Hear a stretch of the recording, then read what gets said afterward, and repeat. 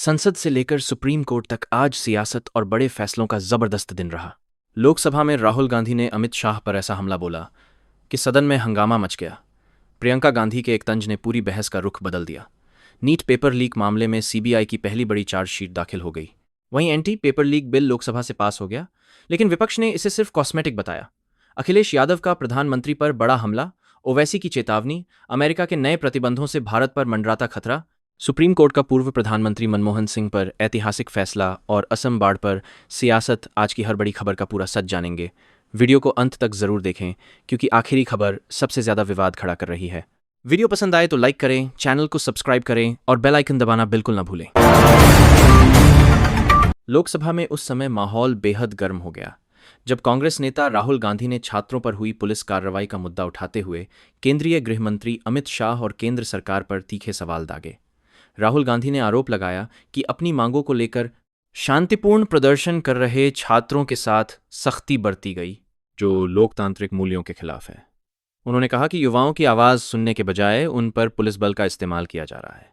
इस दौरान सत्ता पक्ष ने राहुल गांधी के आरोपों का कड़ा विरोध किया, जिसके चलते सदन में जोरदार शोर, शराबा और नारेबाजी शुरू हो गई।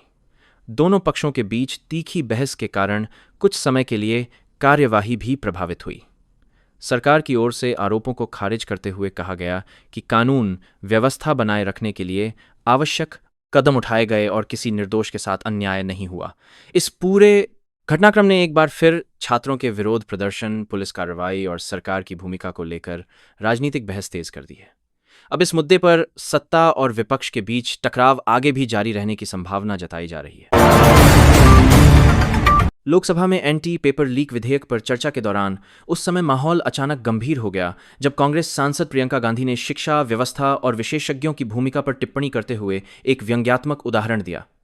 उन्होंने कहा कि देश में वैज्ञानिक सोच और गुणवत्ता आधारित शिक्षा को प्राथमिकता मिलनी चाहिए तथा नीतियां तथ्यों और शोध के आधार पर बनाई जानी चाहिए। उनके बयान के दौरान सत्ता पक्ष के कई सांसदों ने कड़ी आपत्ति जताई, जिसके बाद सदन में कुछ देर तक शोर शराबा देखने को मिला। विपक्ष ने इसे सरकार की नीतियों पर सवाल उठाने का अधिकार बताया, जबकि सरकार की ओर से कहा गया कि इस तरह की टिप्पणियां गंभीर बहस का स्तर कम करती हैं। अध्यक्ष को बीच में हस्तक्षेप कर दोनों पक्षों से संयम बनाए रखने की अपील करनी पड़ी। इस घटनाक्रम ने शिक्षा सुधार, परीक्षा प्रणाली की विश्वसनीयता और संसद में राजनीतिक बयानबाजी को लेकर नई बहस छेड़ दी। एंटी पेपर लीक बिल पर चर्चा के बीच यह पल सबसे अधिक चर्चा का विषय बन गया और सोशल मीडिया पर भी तेजी से वायरल होने लगा। नीट पेपर लीक मामले में जांच एजेंसी सीबीआई ने अपनी जांच को आगे बढ़ाते हुए 13 आरोपियों के खिलाफ अदालत में चार्जशीट दाखिल की है। जांच के अनुसार आरोपियों में परीक्षा प्रक्रिया से जुड़े कथित बिचौलिए, कोचिंग नेटवर्क से जुड़े कुछ लोग और तकनीकी विशेषज्ञ शामिल हैं, जिन पर पेपर लीक की साजिश और उससे जुड़े अन्य आरोप लगाए गए हैं। सीबीआई का कहना है कि जांच के दौरान जुटाए गए दस्तावेजों, डिजिटल साक्ष्यों और पूछताछ के आधार पर यह कार्रवाई की गई है। मामले की सुनवाई अब अदालत में आगे बढ़ेगी, जहां अभियोजन और बचाव पक्ष अपने अपने तर्क पेश करेंगे। इस घटनाक्रम को नीट पेपर लीक मामले में अब तक की महत्वपूर्ण कानूनी कार्रवाई माना जा रहा है। हालांकि सभी आरोप अदालत में विचाराधीन हैं और अंतिम निर्णय न्यायिक प्रक्रिया पूरी होने के बाद ही होगा। इस मामले ने एक बार फिर परीक्षा प्रणाली की पारदर्शिता, सुरक्षा व्यवस्था और जवाबदेही को लेकर राष्ट्रीय स्तर पर बहस को तेज कर दिया है। लोकसभा में एंटी पेपर लीक विधेयक ध्वनिमत से पारित हो गया, लेकिन इसके बाद सत्ता पक्ष और विपक्ष के बीच तीखी राजनीतिक बहस शुरू हो गई। सरकार का कहना है कि नया कानून सार्वजनिक परीक्षाओं में पारदर्शिता बढ़ाने, पेपर लीक पर सख्त कार्रवाई सुनिश्चित करने और दोषियों के खिलाफ कड़े दंड का प्रावधान करता है। वहीं विपक्ष ने दावा किया कि केवल कानून बना देने से समस्या का समाधान नहीं होगा और परीक्षा प्रणाली में व्यापक सुधार, जवाबदेही तथा प्रभावी क्रियान्वयन की आवश्यकता है। विपक्षी नेताओं ने विधेयक को अपर्याप्त बताते हुए कई संशोधनों की मांग भी उठाई। चर्चा के दौरान सदन में कई बार हंगामा हुआ और दोनों पक्षों के बीच तीखी नोकझोंक देखने को मिली। अंततः विधेयक ध्वनिमत से पारित हो गया। अब इस कानून के प्रभाव और इसके वास्तविक क्रियान्वयन पर सभी की नजर रहेगी।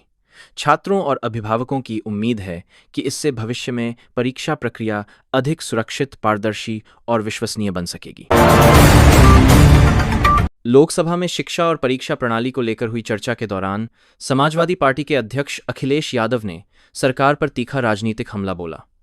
उन्होंने शिक्षा व्यवस्था, पेपर लीक मामलों और जवाबदेही का मुद्दा उठाते हुए कहा कि केवल एक मंत्री के पद छोड़ने से व्यवस्था की मूल समस्याओं का समाधान नहीं होगा। इसी संदर्भ में उन्होंने व्यंग्यात्मक टिप्पणी की कि एक प्रधान हटाया, प्रधानमंत्री को बचा लिया, जिसे लेकर सदन में सत्ता पक्ष और विपक्ष के बीच तीखी बहस छिड़ गई।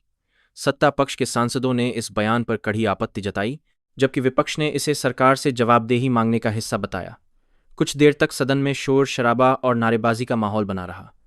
अध्यक्ष को हस्तक्षेप कर सदस्यों से संयम बनाए रखने की अपील करनी पड़ी।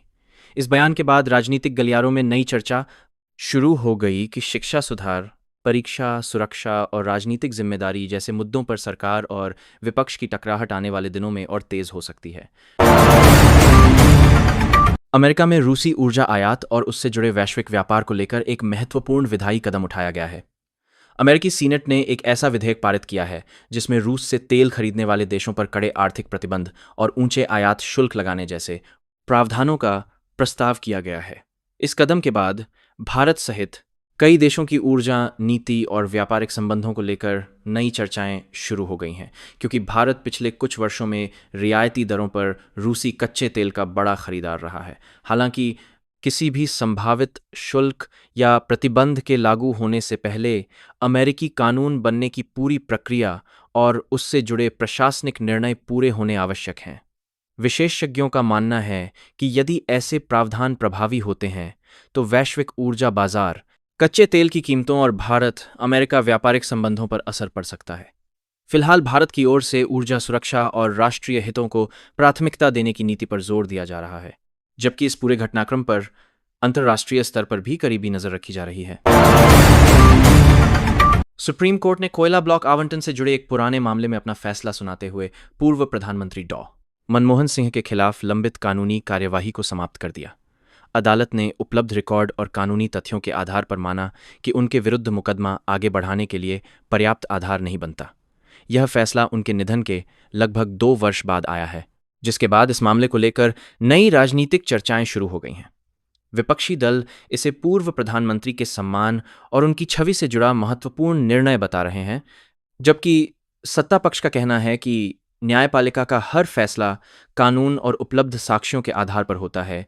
राजनीतिक विश्लेषकों का मानना है कि इस निर्णय से कोयला आवंटन विवाद पर वर्षों से चल रही बहस को नया मोड़ मिल सकता है।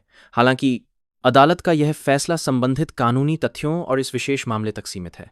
इस घटनाक्रम ने एक बार फिर राजनीतिक जवाबदेही, न्यायिक प्रक्रिया और सार्वजनिक जीवन में पारदर्शिता को लेकर चर्चा तेज कर दी है। असम में लगातार भारी बारिश और बाढ़ के कारण जनजीवन बुरी तरह प्रभावित हुआ है। कई जिलों में जलभराव, सड़क संपर्क टूटने और हजारों लोगों के विस्थापित होने की खबरें सामने आई हैं। आधिकारिक आंकड़ों के अनुसार मृतकों की संख्या बढ़ने के बाद राज्य सरकार ने प्रभावित परिवारों के लिए राहत और पुनर्वास उपायों को तेज करने का दावा किया है। मुख्यमंत्री हिमंत बिस्वा शर्मा ने बाढ़ में जान गंवाने वाले लोगों के परिजनों के लिए 9 लाख की आर्थिक सहायता की घोषणा की है तथा राहत शिविरों, भोजन, स्वास्थ्य सेवाओं और बचाव कार्यों को और मजबूत करने के निर्देश दिए हैं। दूसरी ओर विपक्ष ने राहत कार्यों की गति और तैयारियों पर सवाल उठाते हुए सरकार से अधिक प्रभावी प्रबंधन की मांग की है। सरकार का कहना है कि सभी संबंधित एजेंसियां युद्धस्तर पर राहत और बचाव कार्य में जुटी हैं। इस बीच प्रशासन लगातार स्थिति पर नजर बनाए हुए है और लोगों से सुरक्षित स्थानों पर रहने तथा सरकारी निर्देशों का पालन करने की अपील कर रहा है। लोकसभा में एंटी पेपर लीक विधेयक पर चर्चा के दौरान एमएम प्रमुख असदुद्दीन ओवैसी ने सरकार से कानून के क्रियान्वयन और उसके संभावित प्रभावों पर कई सवाल उठाए। बहस के दौरान उन्होंने चेतावनी देते हुए कहा कि भारत को ऐसे कदम उठाने चाहिए जो लोकतांत्रिक मूल्यों, पारदर्शिता और संस्थाओं पर जनता के भरोसे को मजबूत करें। इसी संदर्भ में उन्होंने पड़ोसी देशों का उल्लेख करते हुए कहा कि भारत को ऐसी गलतियों से बचना चाहिए जो संस्थागत विश्वास को कमजोर करें। उनके इस बयान पर सत्ता पक्ष के सांसदों ने आपत्ति जताई, जबकि विपक्ष के कुछ सदस्यों ने इसे गंभीर बहस का हिस्सा बताया। कुछ समय तक सदन में तीखी नोकझोंक और शोर शराबा भी देखने को मिला। ओवैसी ने यह भी कहा कि परीक्षा प्रणाली को सुरक्षित बनाने के साथ साथ यह सुनिश्चित करना जरूरी है कि कानून का दुरुपयोग न हो और निर्दोष लोगों के अधिकार प्रभावित न हो। इस बयान के बाद संसद के भीतर और बाहर कानून की प्रभावशीलता तथा उसके व्यावहारिक असर को लेकर नई राजनीतिक चर्चा शुरू हो गई। संसद परिसर के बाहर कांग्रेस ने केंद्र सरकार और नए शिक्षा मंत्री को लेकर तीखा राजनीतिक हमला बोला। कांग्रेस नेता राहुल गांधी ने प्रेस से बातचीत के दौरान नए शिक्षा मंत्री प्रहलाद जोशी को लेकर गंभीर आरोप लगाए और सरकार से इस पर जवाब मांगा। राहुल गांधी ने कहा कि शिक्षा व्यवस्था में जवाबदेही और पारदर्शिता सुनिश्चित करना सरकार की जिम्मेदारी है तथा सार्वजनिक पदों पर बैठे लोगों के आचरण पर भी सवाल उठाए जा सकते हैं। वहीं भाजपा ने इन आरोपों को पूरी तरह निराधार और राजनीतिक बयानबाजी बताते हुए खारिज कर दिया। पार्टी का कहना है कि विपक्ष बिना ठोस प्रमाण के केवल राजनीतिक माहौल बनाने की कोशिश कर रहा है। इस बयान के बाद दोनों दलों के बीच आरोप प्रत्यारोप तेज हो गए और मामला राजनीतिक बहस का विषय बन गया। फिलहाल आरोपों की सत्यता पर कोई न्यायिक या आधिकारिक निष्कर्ष सामने नहीं आया है। ऐसे मामलों में अंतिम स्थिति संबंधित जांच, उपलब्ध साक्ष्यों और कानूनी प्रक्रिया के आधार पर ही स्पष्ट होती है।